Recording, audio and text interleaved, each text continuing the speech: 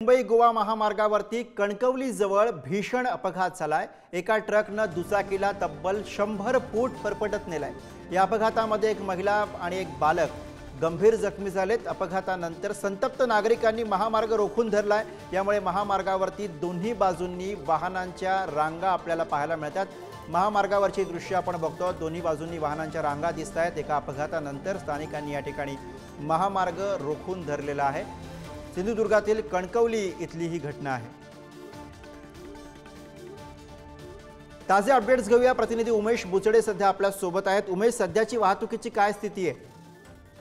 निश्चितच गुरु, आपण पाहिलं की कणकवली जवळ हळवल फाटा आहे। हळवल फाटा या फाट्यावर सायंकाळी 8च्या सुमारास एक अपघात झाला आणि अपघातामध्ये त्या ट्रकने एक दुचाकी आहे, ती दुचाकी तब्बल 100 फूट फरफटत नेली आणि त्या दुचाकीवर एक महिला आणि एक बालक देखील होतं, 12 वर्षाची अशी माहिती समजत आहे। ते गंभीर जखमी झाले आहेत आणि त्यानंतर तेथील स्थानिक नागरिक आक्रमक झाले आणि त्यांनी तेथे जो मुंबई गोवा मार्ग आहे तो रोखून धरला आणि रोखून धरण्याची मागणी होती की येथे जे आहे स्पीड ब्रेकर घालावेत आणि त्यानंतर हायमास लावावेत आणि त्या जखमींना त्यांना नुकसान भरपाई मिळावी अशी मागणी होती। त्यामुळे तब्बल 1 ते 1.5 तास जो महामार्ग आहे तो रोखून धरला होता। आता सध्याची स्थिती पाहता की थोडी वाहतूक सुरू करण्यासाठी पोलीस प्रशासनाला यश आलं आहे, कारण येथे थोड्या प्रमाणात वाहतूक सुरू झालेली आहे। धन्यवाद उमेश या सगळ्या सविस्तर माहिती आणि ताज्या अपडेट्ससाठी।